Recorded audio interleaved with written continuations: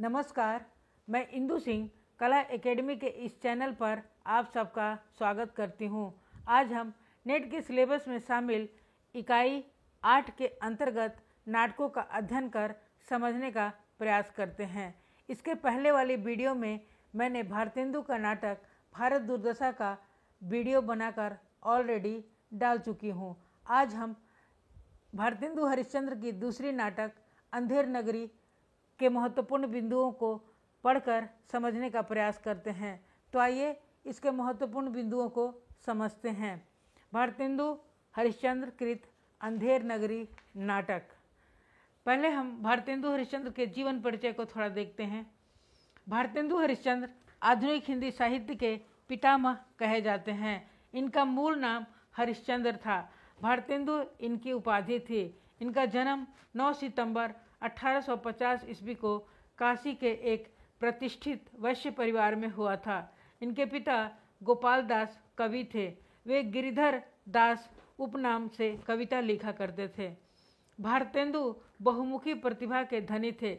15 वर्ष की अवस्था में ही उन्होंने साहित्य सेवा प्रारंभ कर दी थी। हिंदी पत्रकारिता, नाटक और काव्य के क्षेत्र में उनका बहुमूल्य योगदान रहा है। 18 वर्ष के उम्र में ही उन्होंने कवि वचन सुधा नामक पत्रिका निकाली, जिसमें उस समय के बड़े बड़े विद्वानों की रचनाएं छपती थी। 20 वर्ष की अवस्था में उन्हें ऑनरेरी मजिस्ट्रेट बनाया गया।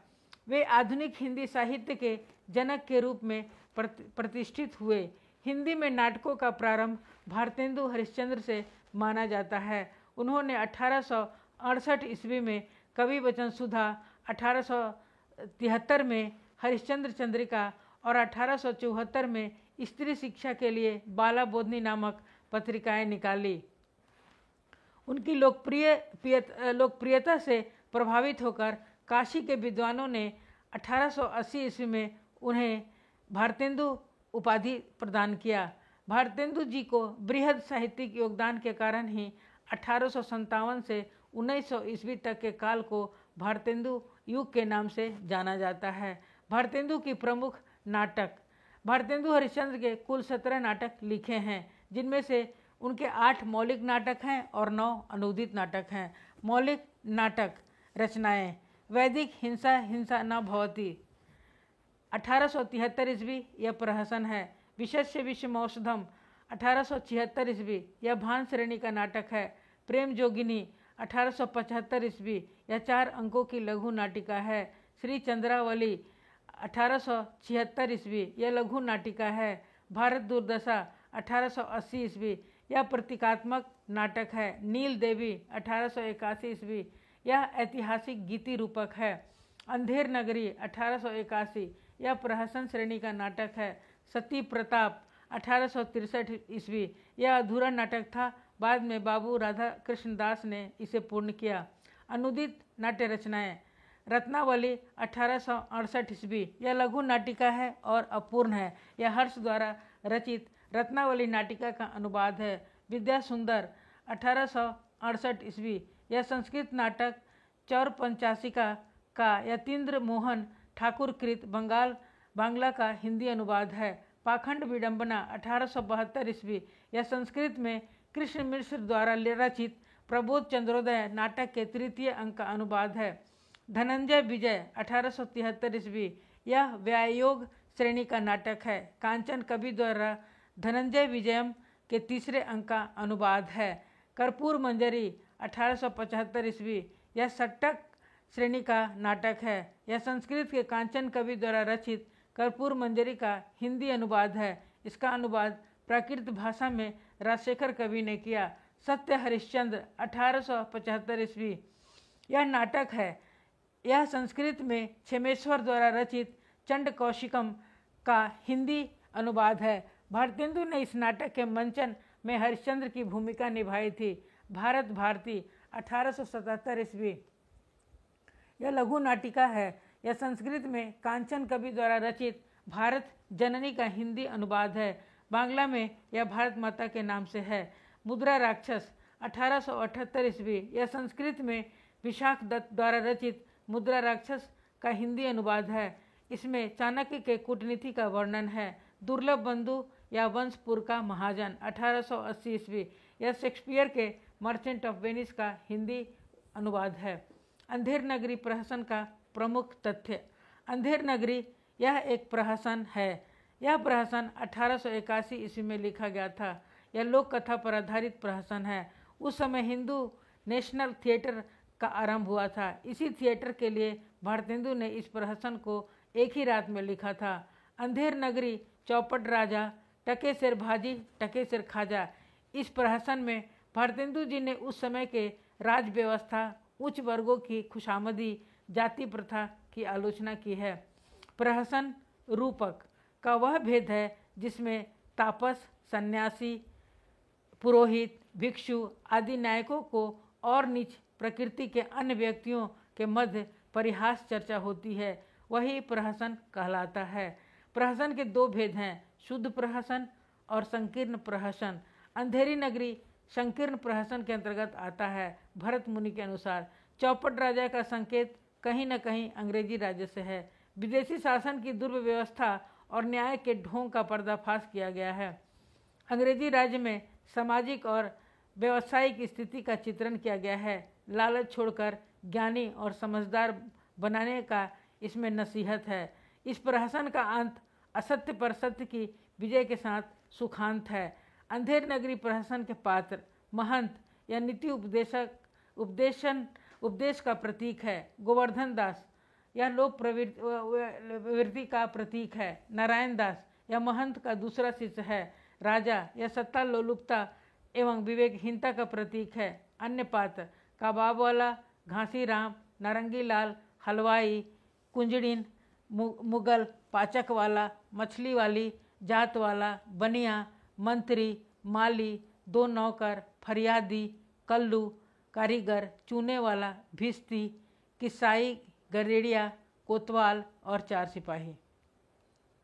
अंधेर नगरी प्रहसन के कुल 6 दृश्य हैं। प्रथम दृश्य बाह्य प्रांत है, दूसरा बाजार है, तृतीय दृश्य जंगल, चतुर्थ दृश्य राज्यसभा, पंचम दृश्य अरण्य, षष्ठ दृश्य शमशान है। प्रथम दृश्य बाह्य प्रांत। प्रथम दृश्य में महंत और उसके दोनों शिष्य भजन गाते हुए एक नगर में प्रवेश करते हैं। महंत अपने शिष्यों को शिक्षा देते हैं कि व्यक्ति को अपने जीवन में लोभ का परित्याग करना चाहिए। लोभ एक ऐसी प्रवृत्ति है जो हमारे अंदर के विवेक को नष्ट कर देती है। अपने शिष्यों के प्रवृत्ति के अनुसार गुरु दोनों को उन्हें 2 विपरीत दिशाओं में भिक्षाटन के लिए भेज देते हैं। गोवर्धन दास जो थोड़ा सा लोभी, आलसी और लालची था, उसे गुरु पश्चिम दिशा की ओर भेजते हैं और नारायण दास परिश्रमी था, उसे पूर्व दिशा की ओर भेज देते हैं। गोवर्धन दास अपने गुरु महंत जी से कहता है कि वह बहुत भीख लेकर उनके पास लौटेगा। महंत उसे समझाते हैं कि अधिक लालच नहीं करना चाहिए, क्योंकि लालच ही पाप का मूल है। लालच से यश और मान सम्मान दोनों ही समाप्त हो जाते हैं। इसमें भारतेंदु जी यह संदेश देते हैं कि पूर्व में रहने वाले भारतीय जब पश्चिम का अनुकरण करते हैं तो ना हम घर के रहते हैं और ना घाट के, क्योंकि हमारा मूल हमारी संस्कृति पश्चिम से भिन्न है। दूसरा दृश्य बाजार का है। इस दृश्य में 11 पात्र हैं। कबाब वाला, घासी राम, नारंगी वाला, हलवाई, कुंजरिन, चूरन वाला, मछली वाला, बनिया, पाचक वाला, मुगल, जात वाला, ब्राह्मण। दूसरी दृश्य की कथा बाजार से शुरू होता है, जहाँ पर बाजार की चहल पहल के साथ साथ छोटे छोटे विक्रेता अपनी वस्तुओं को आकर्षक बनाकर बेचने का प्रयास कर रहे हैं, लोगों को अपनी तरफ आकर्षित कर रहे हैं। इस दृश्य में कुल 11 पात्र हैं। गोवर्धन दास बहुत खुश है। उसे बहुत ही आश्चर्य होता है कि यहाँ पर हर चीज़ टके सिर मिल रही है। नमकीन भी टके सिर और मिठाइयाँ भी टके सिर। वह पूछता है कि इस नगर का नाम क्या है, यहाँ के राजा कौन है। उसे उत्तर मिलता है, इस नगर का नाम अंधेर नगरी है, राजा का नाम चौपट राजा है। जहाँ पर मूल्यवान और मूल्यहीन दोनों तरह की वस्तुओं में कोई अंतर नहीं हो, दोनों को समान बना दिया गया हो, वहाँ का राजा विवेकहीन ही होगा। यहाँ तक कि इस बाजार में ब्राह्मण की अपनी जात भी टके सिर में बेचनी पड़ती है। उदाहरण, जात ले जात टके सेर जात एक पका दो। हम अपनी जात बेचते हैं, टके के वास्ते ब्राह्मण से धोबी हो जाए और धोबी को ब्राह्मण कर दें। टके के वास्ते जैसी कहो वैसी व्यवस्था कर दें। बाजार का शोरगुल भीड़ का एक तंत्र मात्र नहीं होकर उस समय की प्रशासन व्यवस्था और समाज में फैले हुए भ्रष्टाचार कुव्यवस्था को हमारे सामने रेखांकित करता है। तीसरा दृश्य जंगल का है। महंत और दोनों शिष्य तीसरी दृश्य में जंगल में मिलते हैं। यहाँ पर नारायण दास राम भजो का जाप करता है। गोवर्धन दास सपने में भी अंधेर नगरी को याद करता है, क्योंकि वहाँ हर चीज़ टके से मिलने से वह बहुत खुश है। महंत शहर में गुणी और अवगुणी एक ही भाव मिलने की खबर सुनकर सचेत हो जाते हैं। वे अपने शिष्यों को तुरंत ही समझाते हुए शहर छोड़ने के लिए कहते हैं। सेत सेत सब एक से जहाँ कपूर कपास, ऐसे देश कुदेश में कबहू न कीजिए बास। नारायण दास अपने गुरु का बात मान लेता है और गोवर्धन दास सस्ते स्वादिष्ट भोजन के लालच में वहीं रहने का फैसला करता है। यह कहकर महंत चले जाते हैं। जाते जाते महंत उसे कहते हैं कि यदि कभी कोई कठिनाई आए तो वह उन्हें याद करे ताकि वे उसकी मदद कर सके। चौथा दृश्य राज्यसभा का है। पहला सेवक, मंत्री, राजा, नौकर, कल्लू बनिया, फरियादी, कारीगर, चूने वाला, भिस्ती, गड़ेड़िया, कोतवाल, कसाई। चौथा दृश्य के अंधेर नगरी में चौपट राजा के बराबर दरबार और न्याय का चित्रण है। राज्यसभा में राजा, मंत्री, नौकर आदि सभी अपने अपने स्थान पर विराजमान हैं। राजा मूर्ख है, वह सेवक को अकारण सजा देना चाहता है। मंत्री उसकी जी हुजूरी करने वाला है। दरबार में उपस्थित सभी लोग मूर्ख हैं, लेकिन राजा तो सबसे अधिक मूर्ख है। वह अविवेकी, बुद्धिहीन और डरपोक है। उसी समय दरबार में आकर एक व्यक्ति शिकायत लेकर उपस्थित होता है। वह कहता है कि कल्लू बनिया की दीवार गिर जाने से उसकी बकरी नीचे दबकर मर गई, इसीलिए उसे न्याय और अपराधी को दंड मिलना चाहिए। मूर्ख राजा अपनी मूर्खता का परिचय देता हुआ नगर के कोतवाल को फांसी की सजा सुना देता है और स्वयं मंत्री का सहारा लेकर वहां से चला जाता है। पांचवा दृश्य अरण्य का है। गोवर्धन दास और उसके 4 प्यादे। पांचवें दृश्य में गोवर्धन दास टके सेर मिठाई खाकर मोटा हो गया है। वह आनंद से अपना जीवन व्यतीत करता हुआ अपने आप में मस्त है। वहाँ के लोग विवेक शून्य हैं, वे बुद्धि से रहित हैं। पापी और पुण्यात्मा में कोई अंतर नहीं है। मूर्ख राजा के प्रति लोगों में अंध भक्ति है। वह जो कुछ भी कहता है सब ठीक माना जाता है। उन लोगों का मानना है कि राजा अन्याय नहीं कर सकता, सबको एक ही लाठी से हाँका जाता है। इतना सब होने के बावजूद भी गोवर्धन दास बहुत खुश है, क्योंकि उसे खूब खाने को मिलता है। वह सोचता है कि उसने गुरु का साथ नहीं जाकर बहुत अच्छा किया। तभी गोवर्धन दास को 4 सिपाही पकड़कर फांसी देने के लिए ले जाते हैं। वे बताते हैं कि बकरी मरी है, इसीलिए न्याय के खातिर किसी को तो फांसी पर जरूर चढ़ाया जाना चाहिए। जब दुबले पतले कोतवाल के गले में फांसी का फंदा बड़ा हो गया, तब राजा ने किसी मोटे आदमी को फांसी देने का हुक्म दे दिया। तुम मोटे हो, इसीलिए तुम्हारी गर्दन उसमें आ जाएगी। वैसे भी इस साधु महात्माओं की दशा दयनीय है। राजा के डर से यहाँ कोई मोटा नहीं होता है। गोवर्धन दास अपने को असहाय पाकर रोता है, चिल्लाता है और अपने गुरु को सहायता के लिए बुलाता है, लेकिन सिपाही बलपूर्वक उसे ले जाते हैं। छठा दृश्य शमशान का है।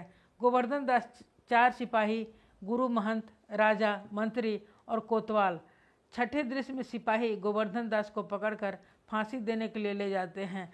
वह सिपाहियों से अनुनय विनय करता है, लेकिन सिपाही उसे नहीं छोड़ते हैं। उसी समय उसके गुरु अपने दूसरे चेले नारायण दास के साथ वहां आ जाते हैं। उसकी सारी बातें सुनकर महंत उसके कान में धीरे से कुछ कहते हैं। इसके बाद गुरु और शिष्य दोनों फांसी पर चढ़ना चाहते हैं। गुरु चेले के इस विवाद से सिपाही हैरान हैं कि ये दोनों मरने के लिए विवाद क्यों कर रहे हैं। यह देखकर राजा, मंत्री और कोतवाल गुरु से यह जानना चाहते हैं कि तभी गुरु कहते हैं कि इस अवसर पर जो मरेगा उसे सीधे स्वर्ग मिलेगा। गुरु के बात पर राजा स्वयं फांसी पर चढ़ने को तैयार हो जाते हैं। अंधेर नगरी प्रहसन के प्रमुख गीत राम भजो राम भजो राम भजो भाई, यह प्रथम दृश्य है में महंत जी दोनों चेलों के साथ गाते हैं। प्रथम अंक में जात ले जात टके शेर जात, टके के वास्ते धर्म और प्रतिष्ठा दोनों बेचे, टके के वास्ते झूठी गवाही दे, वेद धर्म कुल मर्यादा सच्चाई बढ़ाई, सब टके शेर। द्वितीय अंक में जात वाला ब्राह्मण गाता है। अंधेर नगरी चौपट राजा, टके शेर भाजी टके शेर खाजा। द्वितीय अंक में गोवर्धन दास गाता है। शेत शेत सब एक हैं कहाँ जहाँ कपूर कपास, ऐसे देश कुदेश में कबहू न कीजिए बास। महंत जी तृतीय अंक में कहते हैं चुप रहो तुम्हारा न्याय, यहाँ ऐसा होगा कि जैसा जम के यहाँ भी ना हो। चतुर्थ अंक में राजा फरियादी से कहता है वेश्या जोरू एक समाना, अंधाधुन मच्यो सब देसा, मानहु राज रहत विदेशा।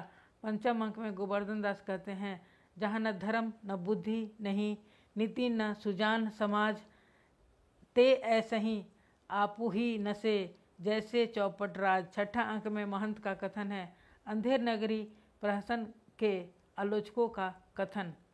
डॉक्टर रामविलास शर्मा के शब्दों में अंधेर नगरी अंग्रेजी राज्य का ही दूसरा नाम है। यह नाटक अंग्रेजी राज्य की अंधेर गर्दी की आलोचना ही नहीं, वह इस अंधेर गर्दी को खत्म करने के लिए भारतीय जनता की प्रबल इच्छा को भी प्रकट करता है। डॉक्टर रामविलास शर्मा के शब्दों में डॉक्टर रामविलास शर्मा ने इस रचना को कालजयी कृति कहा है। नेमीचंद जैन के शब्दों में अंधेर नगरी में यथार्थ परकता और शैलीबद्धता का बड़ा आकर्षण मिश्रण है। लक्ष्मी सागर वार्ष्णेय के शब्दों में अंधेर नगरी में यह देखा गया है कि जिस राज्य में गुण अवगुण का भेद नहीं, वहाँ प्रजा को राजा की मूर्खता के चंगुल में फंस जाने का डर बना रहता है। सिद्धनाथ कुमार के शब्दों में अंधेर नगरी में यह चौपट राजा की कथा है जिसे न्याय अन्याय का भेद नहीं और जो स्वयं फांसी पर चढ़ जाता है। उसमें तत्कालीन भारतीय समाज का वह बड़ा व्यंग्यात्मक एवं आकर्षक चित्र अंकित हुआ है। अंत में गुरु जी की अर्थगर्भित उक्ति है जहाँ न धर्म न बुद्धि नहीं, नीति न सुजान समाज, ये ऐसे ही आपू ही नसै जैसे चौपट राज। इस तरह अन्यायी और मुख राजा स्वतः नष्ट हो जाता है। धन्यवाद। दूसरे वीडियो में हम अगले नाटक को लेकर आएंगे। आप सबने इसे देखा सुना, इसके लिए बहुत बहुत धन्यवाद करती हूँ।